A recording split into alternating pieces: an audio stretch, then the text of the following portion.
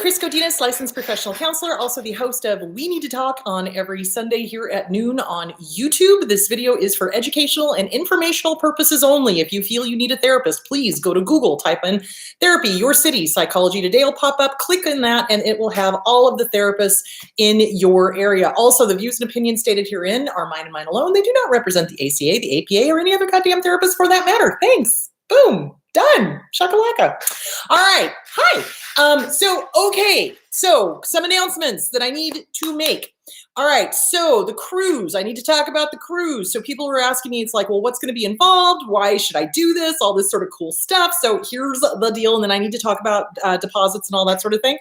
So the cruise, you're going to get me for 4 days. Friday, Saturday, Sunday, Monday. Well, Monday we leave, but so hi everybody. And so what's going to happen is on Friday night, we're going to have a little reception, a little cheese and fruit plate. We're going to talk. I'm going to hand out a goodie bag, all that sort of fun stuff. And then Saturday, we're going to hang out in the Bahamas, which is way cool. And then we're going to do workshops on Sunday. So there's going to be a 2-hour workshop in the morning and then a 2-hour workshop in the afternoon on Sunday. And then Monday we debark. So, and other than that, I plan on doing karaoke. So if you care to join me, that would be awesome. So there is that. Okay. Hello, Long Beach. And South Africa. Oh my goodness. So there is that. So what you need to know. So the cruise is December 4th. However, we have to put down deposits. So the refundable deposit of $100, we need that by April 20th if you are interested in going. So we know how many cabins that we're booking here. There is another deposit of $100 on August 1st. Those two are refundable up until October 1st. Final payment is due October 1st. And then the deposits are non-refundable at that point. Mercury will email the information, the cruise itself and the instructions on how to put down your deposit to everybody that RSVPs. So if you're interested in going on the cruise, don't go to Eventbrite, go to Chris at Mercury. So it's Chris, CHRIS at Mercury, MURCURI.com. So that is the email for that. And okay, now that's the other thing is we're having to do cutoffs for appearances because I want to make sure that we have enough people signed up to make it worth my while to fly out.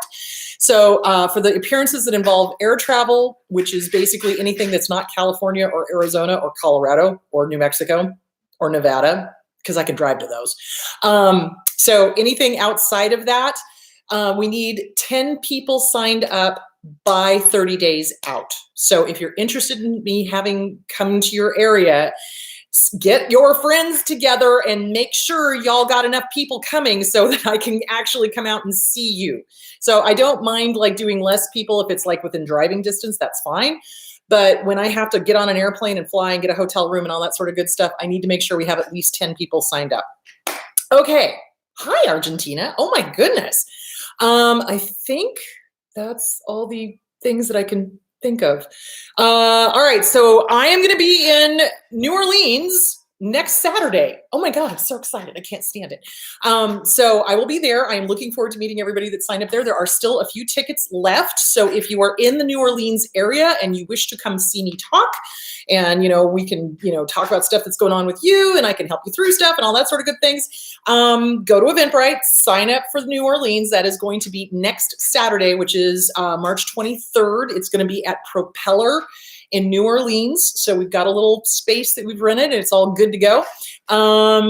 Let's see, what else do I need to tell you guys? The event after that will be July 4th at the Mensa convention. That's through Mensa. You got to ask them what the deal is for that. July 6th, I am planning on going to Santa Barbara. So sign up for all of that. July 13th, St. Paul, Minnesota. So again, if you want me to come out, make sure that you get your friends to sign up. So, because I'm not going out for one person or two. So, and then August 3rd, Anaheim, California. And then I'll keep announcing as we get closer to things. Okay, I think that's about it. A little bit of housekeeping. So when you are sending questions, make sure you put question on it so that my interns know that you're asking a question, not just talking back and forth to each other. Please don't post in foreign languages. We're just going to delete them. We don't have time to translate them, and we don't want to put up with trolls in any language. So there that is. All right, let me think. Anything else? I think that's it. Okay, now also, if you are emailing me or texting me, please keep it short, guys. I have literally hundreds of these coming into me every single day. And when you write a novel, I don't have time to go through it. I don't. I try to get to as many as I possibly can, but trust me, even though the situation is unique to you, it is pretty much the same because narcissists have a playbook and they all do the same thing. So keep your questions, if you're IMing me, short. And also check to make sure that I haven't answered those questions on another video, because a lot of people are like, oh, can you tell me about this, this, and this? And I'm like, I've done that video. So please check before you send me a question. Okay, I think that's it. All right, where was I? Okay, so codependency. What is it? What is it is not? And how to stop yourself from being codependent. All right, so I did get a question from somebody who said, hey, Raquel, I just look like Randy Rainbow here putting on my glasses, which, by the way, I saw Randy Rainbow on Friday. He is hysterical. Oh my God, love him. All right, so somebody sent me a question. They said, well, but Raquel Lerner said that that codependency is narcissism. No, she didn't. So what she was describing is, it's on page 72 of The Object of My Affection is in My Reflection, Coping with a Narcissist by Raquel Lerner. So it's on page 72. Oh, you know what I didn't do? I didn't plug my own books. See how I am? Oh, sorry, squirrel, had way too much coffee this morning. So Susanna Quintana has finally put out her book. It's called You're Still That Girl. It's on Amazon. Go get it. She's amazing. I love her. Here's a plug, shameless plug for my books before we continue. So it is Object of My Affection. No, that's not my book. That's Raquel's book. You can lead a horse to water, but you can't make him cha-cha. And What's Wrong with Your Dad? These are both available on Amazon. They're on Audible. They're on Kindle. Go get them. So there that is. All right. And if you wish to purchase one of these lovely 20-ounce coffee mugs, they're available on eBay. All right. Now that I've done all these shameless pouring, here we go. All right. Object of My Affection, page 72. Where are my glasses? There they are. All right. Codependency versus closet narcissism. So what she's talking about is the difference between codependency and closet narcissism. They're not the same. They're not the same. Let me just say that again. Codependency and narcissism, not the same. Not the same. I've heard some people on the web say, oh, they're the same. And I'm like, no, they're not. No, they're not. With a side of no, they're not, and an extra helping of no, they're fucking not. So what she's talking about on page 72 of Object of My Affection is the difference. Now, narcissists, when they are closet narcissists, when they are the covert narcissists, they love to play the victim. Love. That's what they love to do. They love to play the victim. So they act similar to codependency behaviors. However, caveat, here is the big difference. When somebody is codependent, and I'm going to talk more about this because there's a lot of confusion on this. When somebody is codependent, their sense of self depends on other esteem, similar to a narcissist. However, the difference is that they need everybody around them to be okay. They need everybody around them to be all right. It's like everybody needs to be safe. Everybody needs to be calm. Everybody needs to be happy. I'm going to put my needs on the absolute back burner, but I'm never going to say a word about it. I'm just going to give and give and give and give and give and give and give and give and give and give and give and give and give and give and give and give and give and then keel the fuck over. That's what codependents do. What closet, covert narcissists do is that they let everybody and their dog know exactly what they're doing for you. I've done this for you. You're so ungrateful. Look at all the things that you never write, you never cool. You're such an ingrate. And they make sure that everybody knows how much they are suffering because of their, giving things up for you. Okay, that's the difference, because the covert, the closeted narcissist is a victim. That's all they do. They love to live in victimhood. So always somebody is doing something to them. Always somebody is taking advantage of them. Always somebody is asking too much of them. And they make sure that everybody within a 3,000-mile radius knows it. So that is the difference between a codependent and a closeted narcissist. So a person who's codependent, really, honest to God, they're caregivers. They want to make sure everybody's safe. They want to make sure everybody's happy. With a closeted narcissist, it's really not about the other person. They say it's about the other person, but it's not, because you can tell, because they're all like, look at me, look at me, look at me, look at me, look at how much I've given, look at how much I've sacrificed, look at how much I've done for you, look at what an ingrate you are, blah, blah, blah, blah, fucking Jesus Christ, blah. You see where I'm going with that? So you just, that's how you tell the difference, is because somebody who's codependent truly wants everybody around them to be okay, because their sense of safety, their sense of self depends on everybody else being okay. And they put themselves absolutely last, and they never say a word about it. They do not do the martyr routine, but a closeted, covert narcissist constantly does the martyr routine. I suffer. I do this. Me, I, more, my genitals. That's them. That's what they do. Whereas codependency is all about trying to make everybody safe so that you're safe. So this is really important, because I really hate misinformation on the web, and it drives me crazy when people read something and they're unclear on what they've just read. So if you have Object of My Affection, go back and reread page 72 through page, oh Jesus, what did I do with my glasses? Oh my God, hang on. All right, 72, where'd it go? There we go. 72 through page 74. So, and this is and somebody asked me this question as well. It's like, why are narcissists so attracted? Even the covert ones, why are they so attracted to codependents? Because they will take care of them, because they will put themselves absolute last and never complain. Never. So that's why narcissists love codependents. It's like, in order of what they love borderlines more than anything, because they can torture the living shit out of a borderline, which sucks ass if you've ever seen it. It's frightening to watch.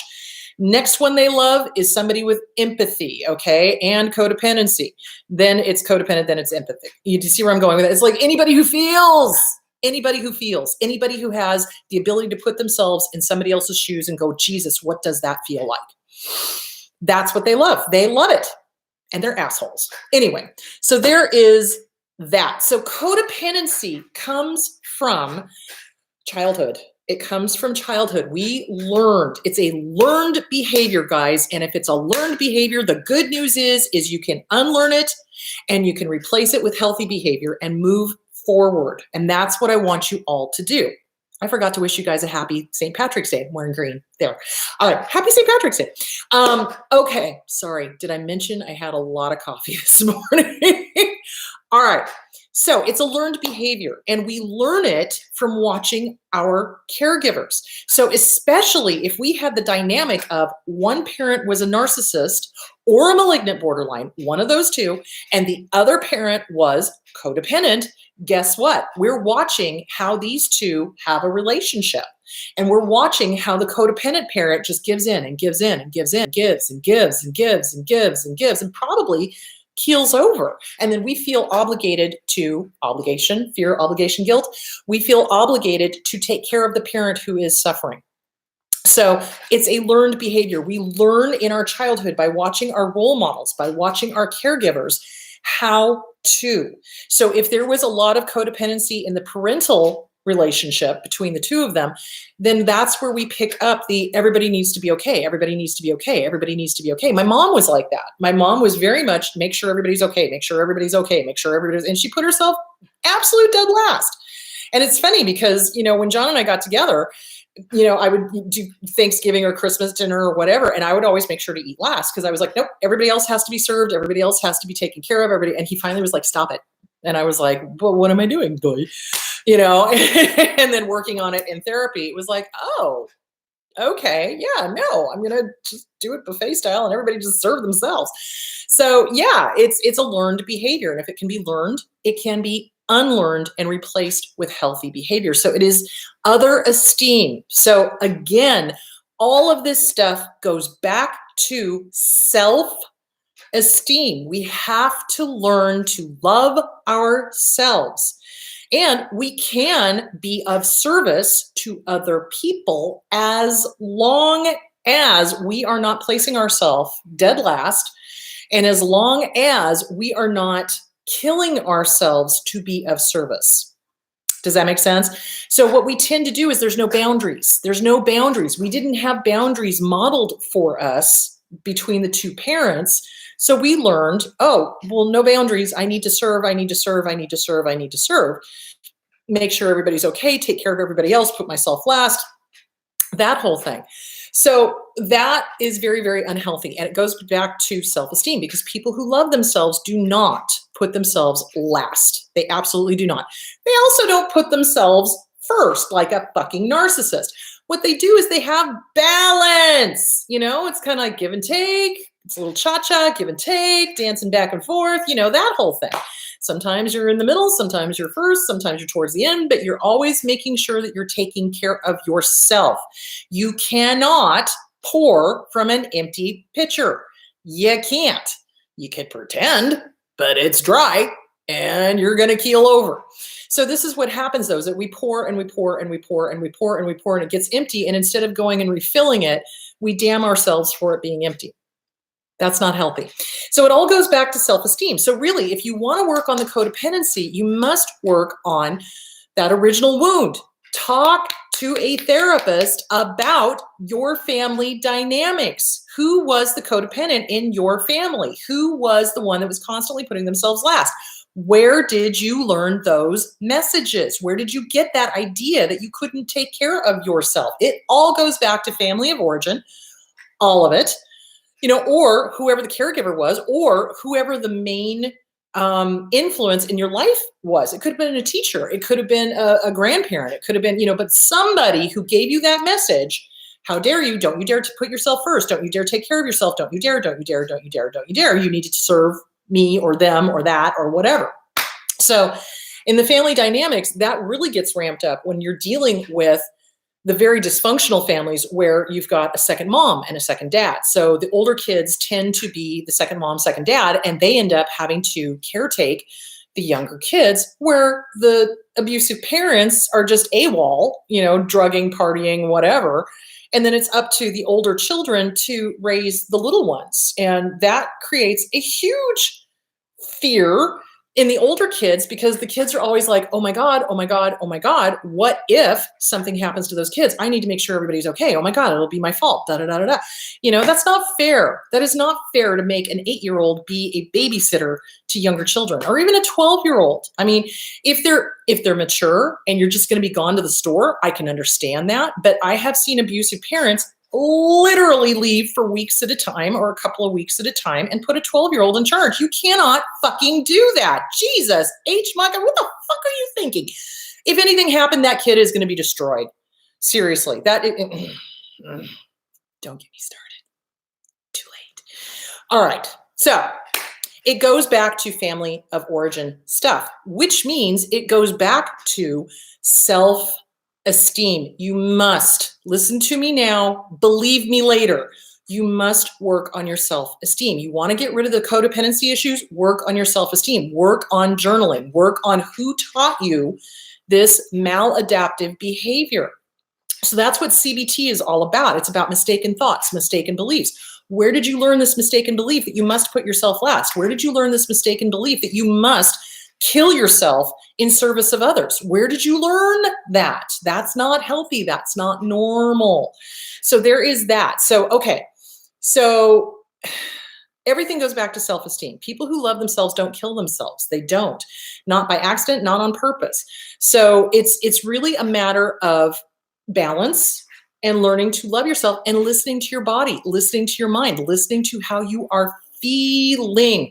What is your body telling you? Are you exhausted? Are you getting enough sleep? Are you eating the right foods? Are you exercising? Are you drinking enough water? How are you taking care of yourself? And here's another thing. Narcissists love codependence because then the codependent gives and gives and gives and gives and gives and gives and gives. And guess what the codependent does? Oh, that's not good enough. Oh, that's not good enough. Well, that's not good enough. Well, you're not good enough. So, and what does that do? That kills the codependent because they're trying to appease the narcissist. And so they give more and they give more and they give more. And then when the codependent has finally squeezed every last living bit of life out of the codependent, they go, well, you're not good enough. And they go find another supply.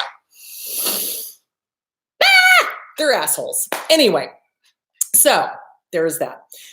So how do we stop this? How do we stop this? You work on your self-esteem. Absolutely. You have a list of deal breakers. People who have got good self-esteem have got boundaries, really good boundaries. And when somebody crosses it, they give them a warning and they go, you just crossed a boundary. No, I'm not going to do what you want me to do. And here's why. Please don't do that again. And then if they do it again, Houston, there's your answer. This person is testing your boundaries and wants you to give up your boundaries to serve them.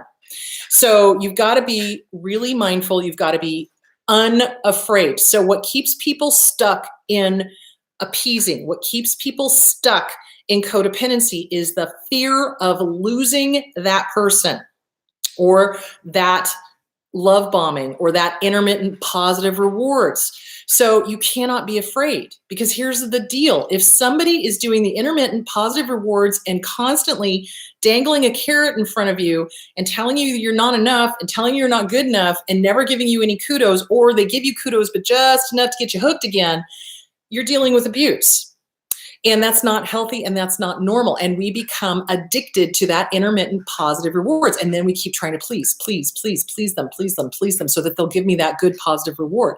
And we become addicted to it. So I want to address a couple of questions that I received this week.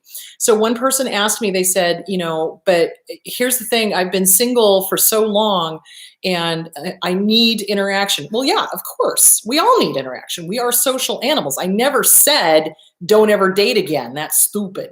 I never said that. What I am saying, though, is you get this handled. You get this original wound nailed the fuck down so that when some other abuser comes in, they can't pry it back up. You make sure you have your own shit handled, that you've got that codependency issue handled, that you have your self-esteem on a good, solid ground so that nobody can shake you. Okay, you work on yourself, you fix your picker because subconsciously we inevitably pick somebody else out here who reminds us of this original wound if we do not confront the original fear of abandonment. That's really what it boils down to. Why are we trying to appease? Why are we trying to appease? Why are we trying to appease? Because we don't want to be abandoned. We don't want to be hurt. We don't want to be yelled at. We don't want to be hit. We don't want whatever's going on. You got to get that shit nailed down. If you don't, you are doomed. You are, because you're just going to dive right back into another abusive relationship. You will. And it will be the never-ending cycle. Oh my God, oh my God, oh my God. It'll just keep happening. And you don't want that. You do not want that. You must work on your self-esteem. You must work on the mistaken thoughts that you got. You must heal this original abandonment, fear, wound, whatever is going on. So, Inner Child Workbook by Catherine Taylor. Get it, read it, do it. I know everybody's like, but I don't want to do it. It's scary. I don't like it. And I know it's scary. I know it's not fun. I know. Confronting that original abandonment, that original abuse, that original fucked up message that you got. No, it is not a whole lot of fun, but trust me on this one. Believe me on this one. Listen to me now. Believe me later. You get this bastard handled, your life is going to be so much happier, so much better. And you will be thanking yourself for doing it. Okay. So yes, it is scary. Yeah, it is frightening to have to confront all of that. It is. However, it's worth it. So with good self-esteem comes good boundaries. And this is going to be very telling for those that are still in the thrall of having codependency issues. Write an entire list of deal breakers. What will you abso-fucking-lutely not put up with? And people who are codependent stare at me and go, I'll put up with anything. Oh, that doesn't bother me. Oh, that's okay. Oh, they don't mean it. Oh, no, I want you to come up with a list of deal breakers, okay? And here are some deal breakers. Lying, cheating, stealing, gossiping, drama, okay? Bad mouthing their ex constantly trying to triangulate. Those are all deal breakers. Name calling, putting you down, telling you you're not good enough, never giving compliments, never giving validation or positive affirmations, never doing your love language. That's a deal breaker. You know, there's all sorts of deal breakers out there, but when we're in the throes of codependency, we don't even recognize it. So a good book for working on that is The Disease to Please by Harriet Breaker. Another one is Codependent No More by Melanie Beattie. Another one is Beyond Codependent No More, also by Melanie Beattie. Get this shit handled. So then the other thing that the person said was, besides, well, you know, I don't want to be alone. Like I said, you cannot be with somebody until you fix your picker, because inevitably, if you do not deal with this original wound, your subconscious, your inner child, your little one is going to pick somebody that reminds you of this original wound. And in their little mind, it's going to say, oh, well, if I can just make this person love me, I will prove this person wrong. Doesn't work that way. To a little kid, it does. But to an adult, it doesn't work that way. You've got to get the little kid inside re-raised, reparented, protected, loved, have their back, help them understand, no, that's not going to fix it. Yeah, this person reminds me just exactly of my mom or my dad or my grandparent or my teacher or whoever. But getting them to love me is not going to fix this. And 9 times out of 10, they are just exactly like this. And that means you can't fix them. You cannot fix them because you did not break them. And yet, if they are a covert narcissist, oh, help me, help me, help me, help me, help me, help me, help me, help me, help me, help me, help me. It's the help me rap. Oh my God. You know, and they just keep going and going and going. And no matter what you do, they never get better because they don't want to. If they wanted to, they would. They don't. So anyway, so there is that. So the other question was, okay, let me try to think. So it was about dating. Ah, crap. Hang on. Let me go find it.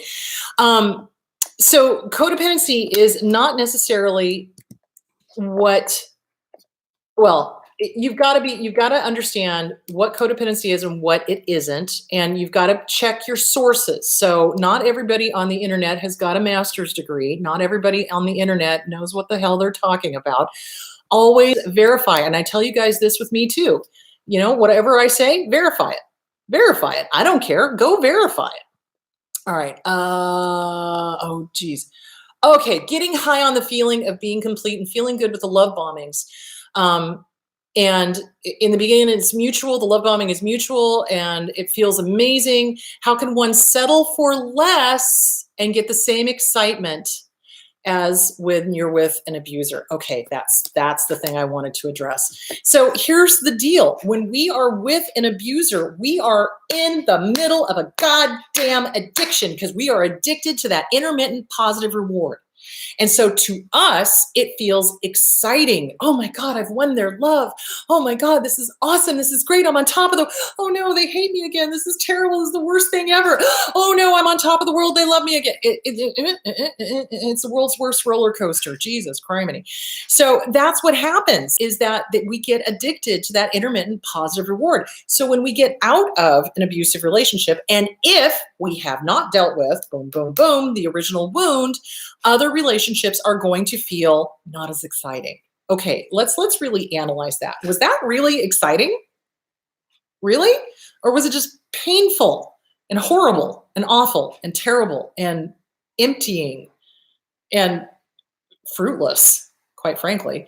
You know, when addicts come out of addiction, it doesn't matter what their addiction was. Doesn't matter whether it's drugs, alcohol, you know, exercise, food, a person, intermittent positive rewards. The sense of boredom, the sense of things are not exciting enough. You are confusing exciting with painful. Darling, if it hurts, it ain't love.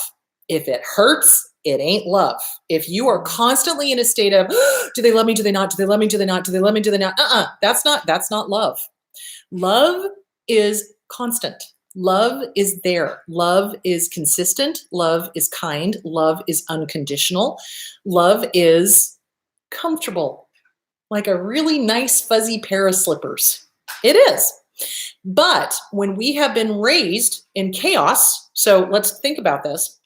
If the family of origin was disordered, one or both parents had either narcissism or borderline, and it was constant chaos, silence is really scary.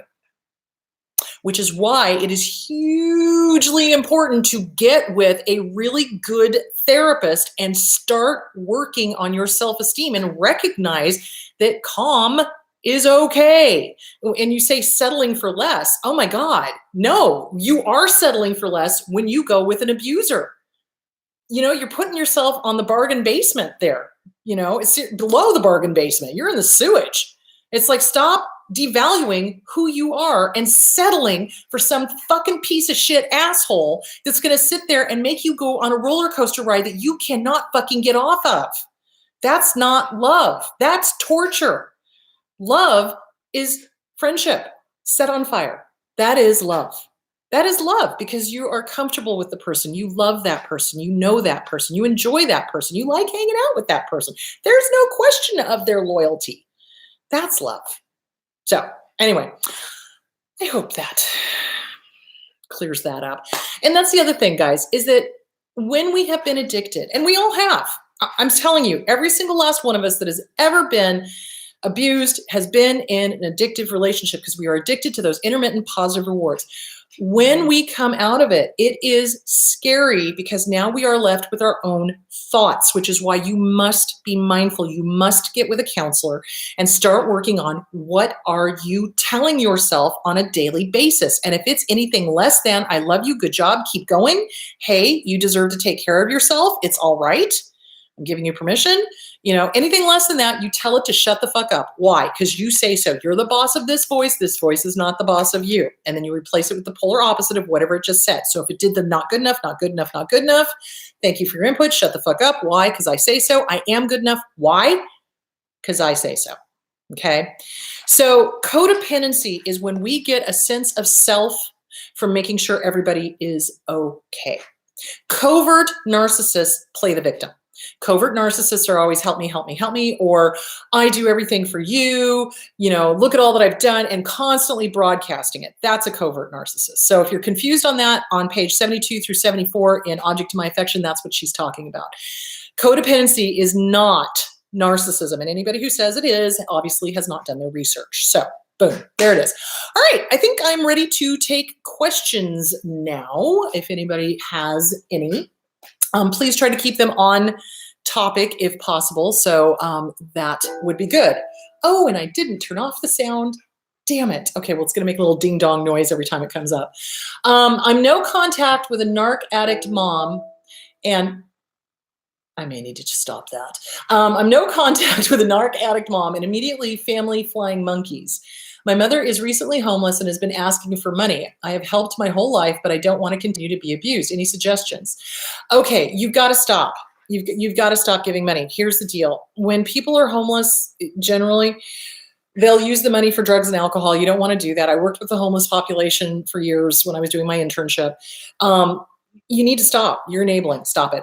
Stop. So enabling is part of codependency. This is what you see in a lot of addict families where there's a parent or a sibling or somebody who keeps enabling the behavior of the addict. They keep giving him money. They keep giving him a chance. They keep giving him a home. Meanwhile, the addict is doing addict behavior, which is stealing from them, using drugs, drinking, etc. So yeah, it is hard because you've got the whole flying monkeys scenario going on, and you've got a whole bunch of people going, oh, but honor thy mother and father, and it's your responsibility to take care of your mom or your dad or whoever. No, it's not.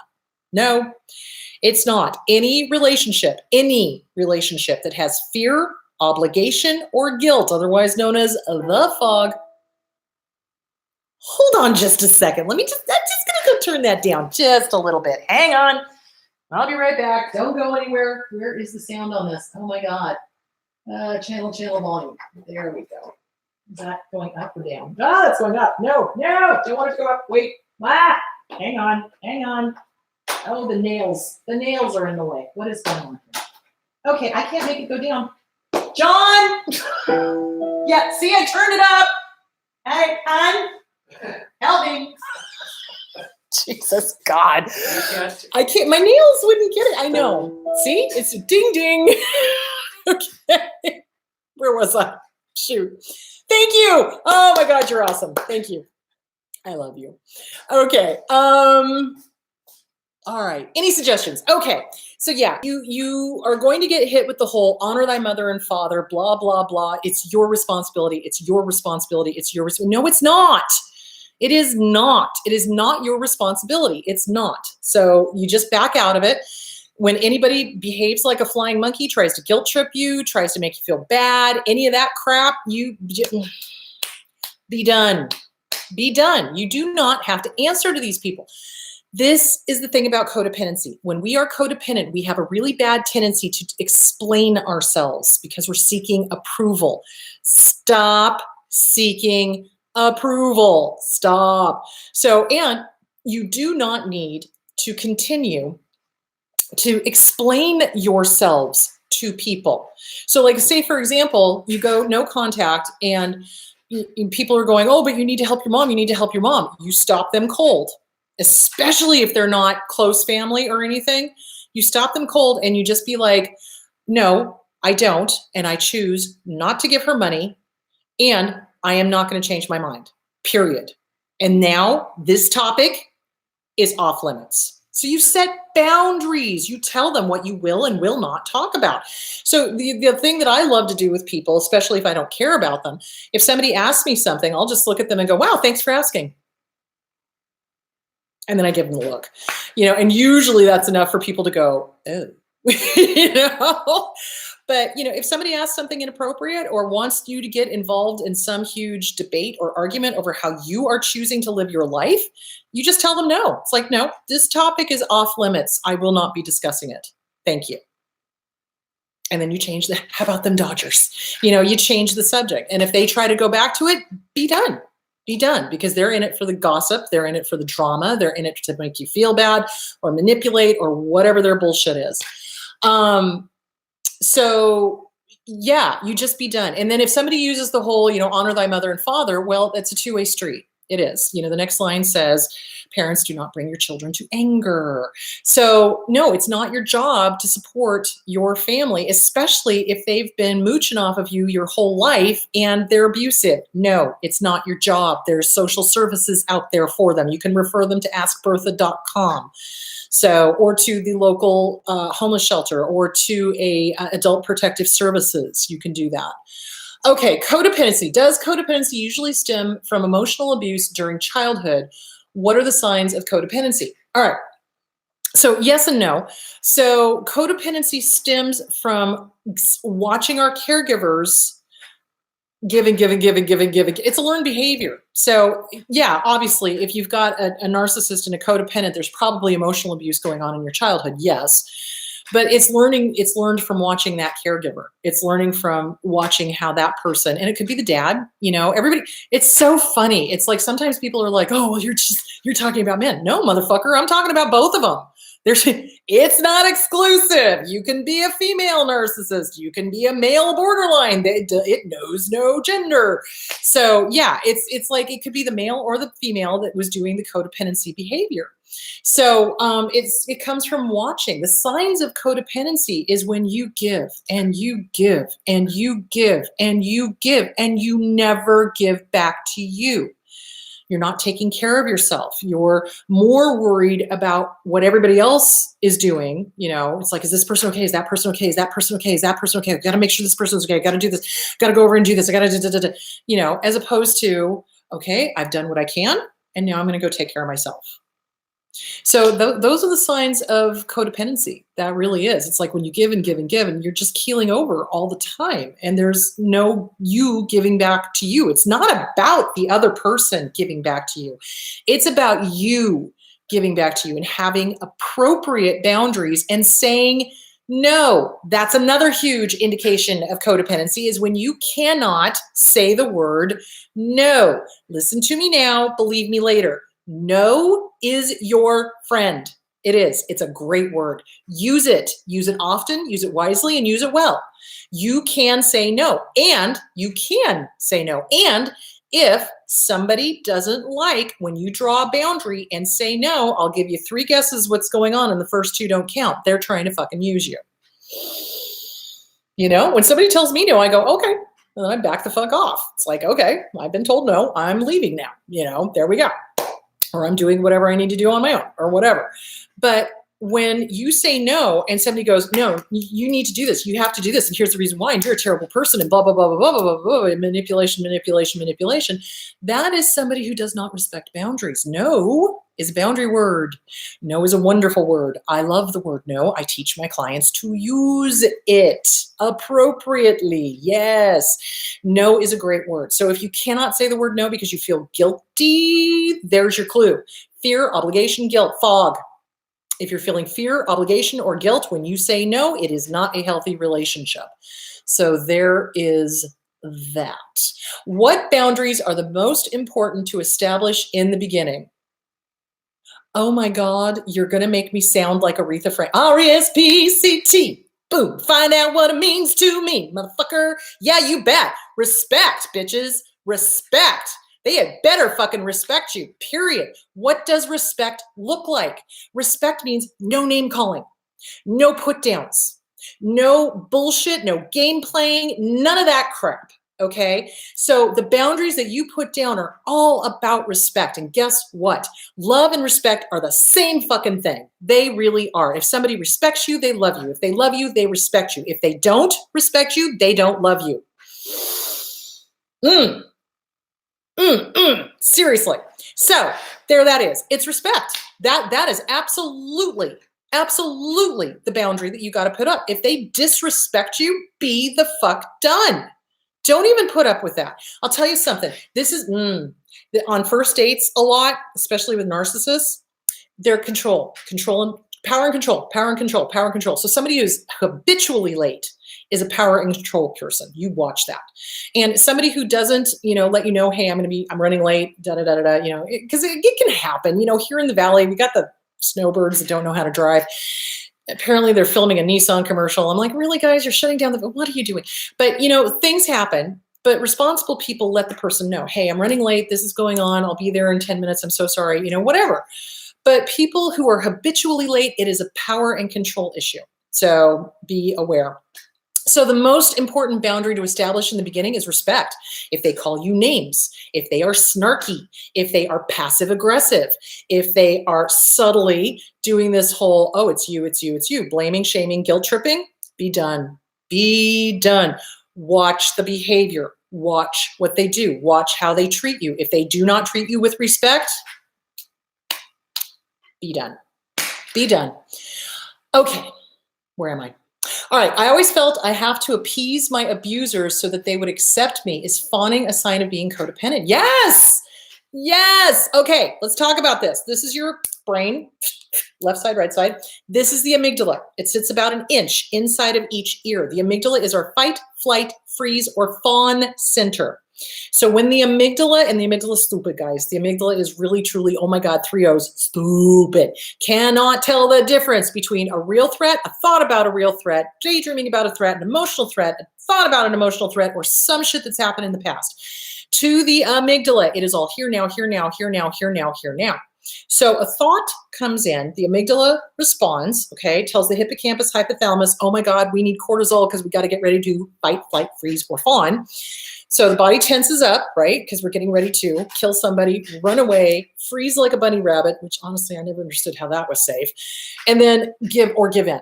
So fawning is a way to stay safe. So for example, if you've got a violent parent or violent abuser, if you fawn, if you give in to them, you're trying to appease them so that they don't beat the living shit out of you. That's fawning. It's like, oh, here, I'll go get you this. And, oh, are you hungry? I'll go make you a sandwich. Oh, wait, do you want that? I'll turn on the air conditioner. Okay, I'll do this. I'll do that. Giving in, taking care of, appeasing, so that they don't hurt us. So that's fawning. That's giving into it. Yes, that is a part of codependency. Abso-fucking-lutely. Fight, flight, freeze, or fawn. And usually we fawn as codependents. Not always, but usually.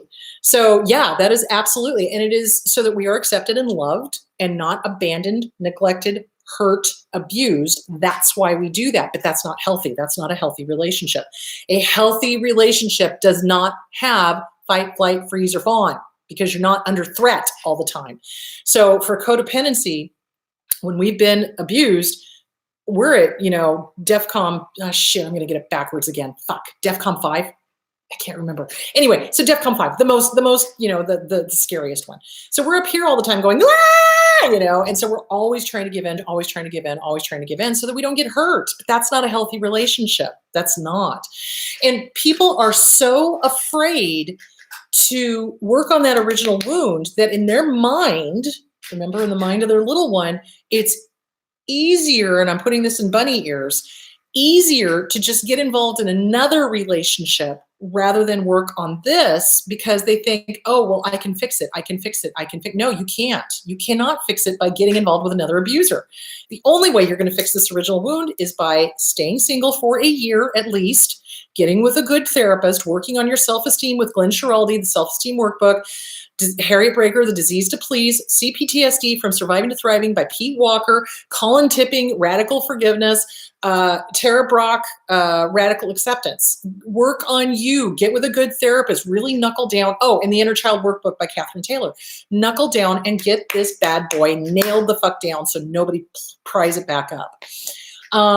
So yes, fawning is a part of that. It's not healthy. It's not normal. Normal people don't have to fawn. They are able to draw good boundaries and say the word no and not be afraid of somebody abusing them. And if somebody abuses them, they report them to authorities or they walk the fuck away and they're not afraid to be alone. So remember, the one that's afraid to be alone is the inner child. The inner child is the one that's going to want to dive right into another relationship. I can't be alone. I can't do this. I can't go out by myself. I can't eat dinner by myself. I can't do this by myself. I can't. Yeah, you can. Yeah, you can. And in fact, it's necessary in order to really learn who you are, what you want, what you like, what are your wants, your needs, because you've been fawning so much to these abusers. Who are you? Who are you? What do you want? What do you like? And it's okay. And oh boy, I'll tell you what, as soon as I tell people that, their voice in their head pops up and goes, no, you're selfish. You can't do what you want. You can't do this. You can't do that. Fuck off, motherfucker. Yes, I can. I can take care of myself. It is okay because I say so. But the abuser has trained us that it's not okay to take care of ourselves. So sit down with yourself. Write out a list of what you want. What do you want in a healthy relationship? What does a healthy relationship look like? There is no fear. There is no obligation. There is no guilt. There is no fawning. There is no afraid to say no. There are great boundaries. There is respect. And if there's respect, there's love. That's all healthy relationships. So deal breakers would be name calling, aggressiveness, passive aggressive, put downs, shaming, blaming, guilting, fear, obligation, guilt. Those are all deal breakers. Write down your list of deal breakers so that you know what you clearly want and do not want. Really important, really important. And then read it over several times so that if somebody comes into your realm of existence and they are breaking one of those deal breakers, you be done. Even if he looks like Gerard Butler, be done. It ain't worth it. Pretty face ain't worth rotten to the core person. It's not. Not that I'm saying that Gerard Butler is rotten to the core, because as far as I know, he's not. But the point being is you don't want to give up on you and sacrifice you to appease an abuser. You don't. If you've got a list of deal breakers and that person violates one of the deal breakers, be done. Be done. Be done. You need to fix your picker. You need to fix your picker. You need to work on your self-esteem so that you have the good self-esteem to walk the fuck away if somebody disrespects you. Absolutely. Wow, hope that answered the question. Okay, question. I received a letter from my ex after 20 years. He says he wants to be friends. He is separated from his wife. Is he just after supply? Yes. Oh my God, there's a reason you guys are exes. Let them stay in the past. So here's the deal. Abusers have been known to hoover decades out. Okay. Remember, they're all about supply. It's all about supply. They just want to get their ego stroked, among other things. So the point being is hang on a second. The point being is, yes, he just got divorced from his wife. Doesn't he have friends? Can't he reach out to family? Why is he reaching out to an ex-wife? Danger, Will Robinson. Danger, danger, danger, danger. Yeah, no, it's no. It's They're looking for supply. And they can do this days, weeks, months, decades into the future. Yeah, if they've run out of supply, because remember, by the time people get into their middle age, they have pretty much pissed off everybody around them. And people are starting to see them for who they really are. And they can't keep the mask up as well as they used to be able to. And so, yeah, they're contacting an ex-wife for comfort. Not your job. It's not your fucking job. Send them to a therapist. So, yeah, be done. Be done, be done, be done, be done, be done. And honestly, I would rather err on the side of, well, let's just assume it's a Hoover than assume it's not, and then it turns out it is, because then you'll get right back into the mire again. You don't want to do that. And especially if your ex was abusive. If they were abusive, why in the fuck would you want to have contact with them again? Let me clue you into something. Abusers don't fucking change. They do not. They do not. They do not change. They don't. It's not in their wheelhouse. They do not get better. They don't go to therapy to learn how to be better human beings. They go to therapy to either manipulate the therapist or to learn how to be a better manipulator. Really, that's why they go to therapy. So it's better to err on the side of caution and wish them well, but you're busy, okay? And just always be busy, okay?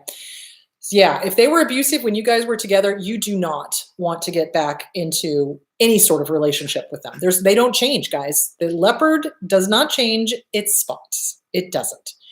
Okay, question. Can narcs temporarily display codependent behavior, like put their needs aside for someone else so they can later remind everybody of how great they were later? Yeah, that's a covert narcissist, guys. That's a covert narcissist. So again, a codependent person, this is what Raquel Lerner was talking about in her book on page 72 through 74. A covert narcissist, a closeted narcissist will scream to the world what they've done. Oh, look at me, look at me, look at me, look at what I did for you. Look at how fabulous I am. Look at how ungrateful you are. Poor me, poor me. Oh, you just don't appreciate me. You're such an ungrateful wretch, blah, blah, blah, blah. They're playing the martyr. So yeah, it's always done with an agenda. Trust me, if a narcissist ever does a favor for somebody, there's an agenda, you bet, like nobody's fucking business. And you can betcha it's going to be used against you at a later point in time. Oh yeah. Okay. Okay, what is the emotional range of a narcissist? Can they be jealous of others' emotions or happiness? Oh, fuck yeah. Oh my God, yeah. So narcissists, here's the crazy thing, and you need to wrap your heads around this.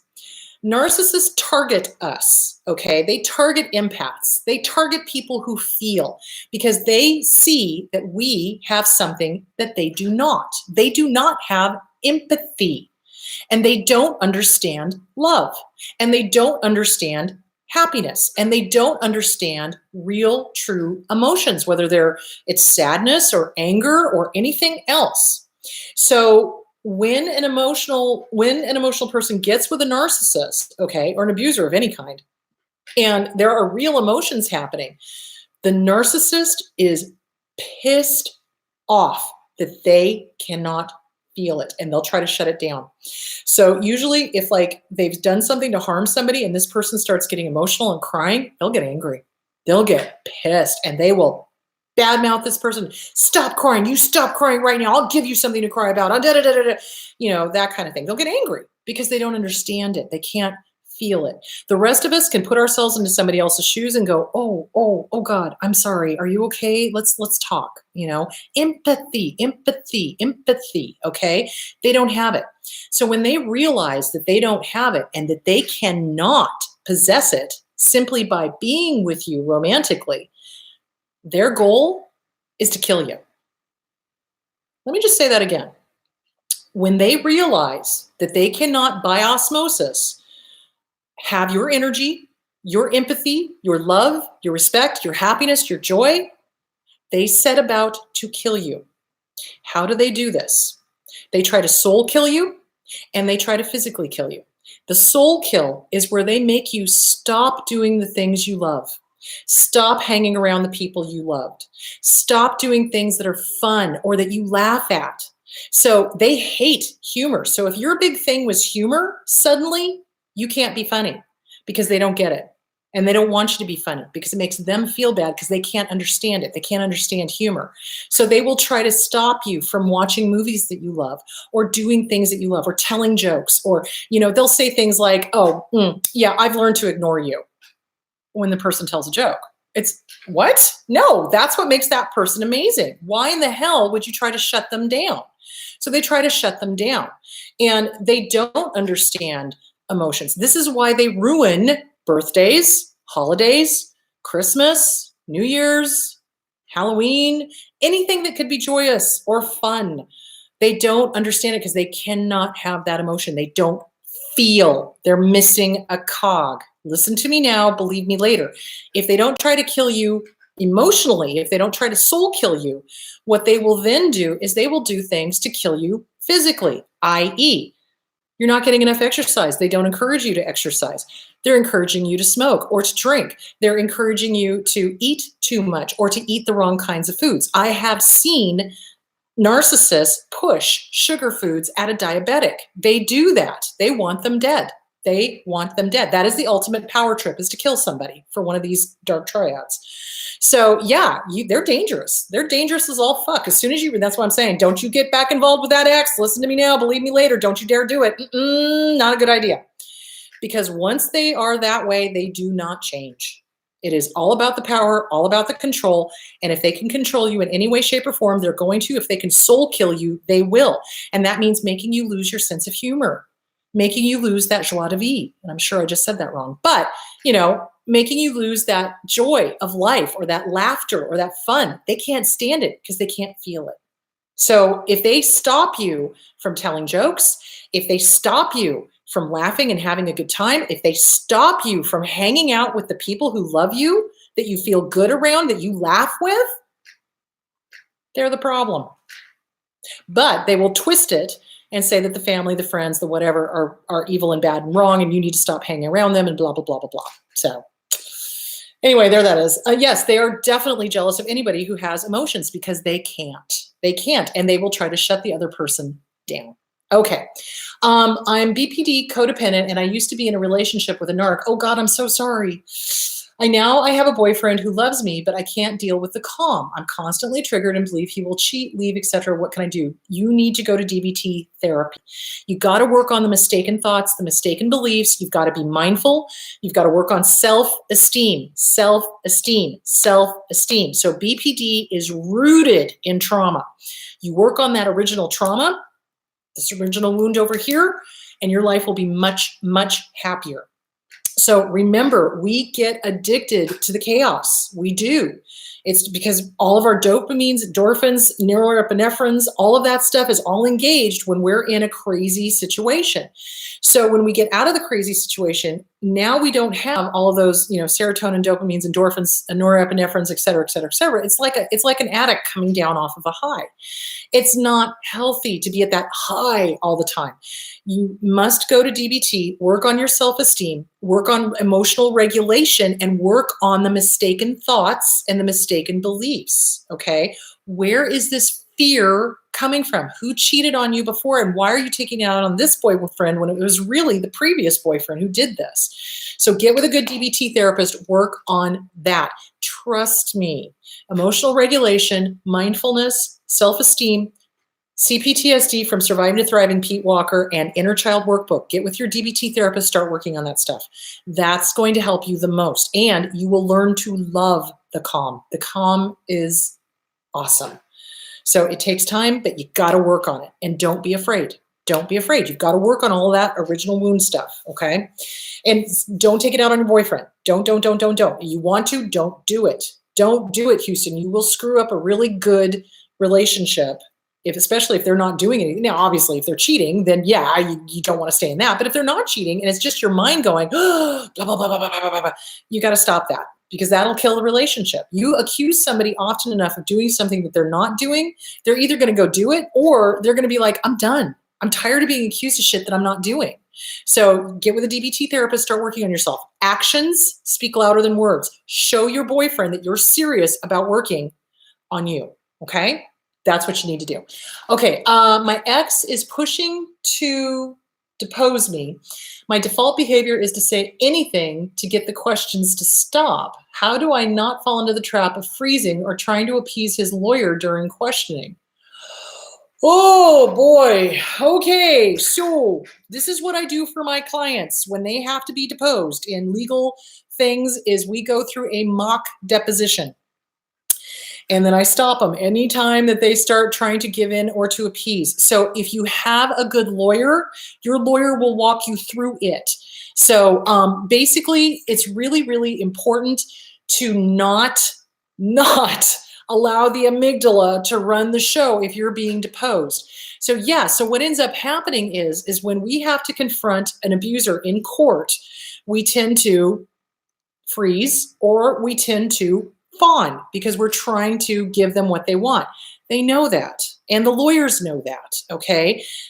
Opposing counsel is not stupid. They know how to manipulate, okay? So this is why I'm saying get with a good therapist, start working on that codependency thing, and you have the right to say no. You don't have to answer every goddamn question, and especially if you don't understand what's being asked. So what I like to do to piss off the opposing counsel, just because that's my nature of my personality, fight, perhaps? Yeah, I think so. What I'll do is I'm sorry, I don't understand the question. Can you rephrase that? And I will say that as many times as I need to until it comes down to a yes or no answer. And that's what opposing counsel does, is they try to give you multiple yes or no questions all in one. And what you have to be able to do is don't give a fuck about appeasing the fucking lawyer. Fuck that asshole. You sit there and you go, I'm sorry, I don't understand. Can you rephrase that? I'm sorry, I don't get it. Can you rephrase that? I'm sorry, can you ask the question in a different way? I don't get it. You just keep doing it. Is it going to piss them off? Yeah, too bad. But you get it so it's a one question, yes or no, and you say no more than you need to. This is where everybody goes south on this. Shut the fuck up, guys. When it comes to attorneys, you keep it to a yes or a no answer. You answer as short as you possibly can, and you give them no more than what they're asking for. The problem of it is we have been programmed by our fucking abuser to explain ourselves. So we go into these huge explanations, and you are basically handing the abuser everything they need to fuck your world. Stop it. You do not owe an explanation to the attorney. You do not owe an explanation to the abuser. You get it down to a yes or a no question, and you keep it as short as possible and give them no more than what they're asking for. Learn to shut up. You must learn to stop explaining yourself. This is where everybody gets into trouble with this. So you've got to learn to stop over explaining yourself, especially in a court situation. Talk to your attorney about this. He'll verify what I'm saying. So, because remember, my dad, as much of an asshole as he was an attorney, and I watched. So, yeah, you want to keep it to yes or no. If they ask multiple questions in one sentence, you go, I'm sorry, which question do you want me to answer? You do that, and you give them no more than what they're asking for. Stop over explaining yourself. That's where you're going to get into trouble. So, yeah, you want to talk to your attorney, and you want to, have him or her help you through how to do a deposition. Absolutely. If you have a therapist, have them help you do, a mock deposition. So that's what I do with my clients is, when they start over explaining, I'm like, stop. Why did you over explain? Well, I just wanted to give you no, stop. It was a yes or no question. Why did you over explain? And working on that, because if you don't, you're going to screw yourself. So there that is. As a codependent, I feel like changing my number and blocking my BPDX on social media was extreme. I worry about her needing me in an emergency. I feel like a bad person. How do I overcome this? Okay. You are not responsible for how your ex is doing. It's not your fucking job. There is 911 if they get into trouble. There is askbertha.com if they need social services. I'm pretty sure they have their own family and friends, not your job. Now, if you want to continue to be in an abusive relationship, keep up contact. It's really pretty much, it's as simple as that.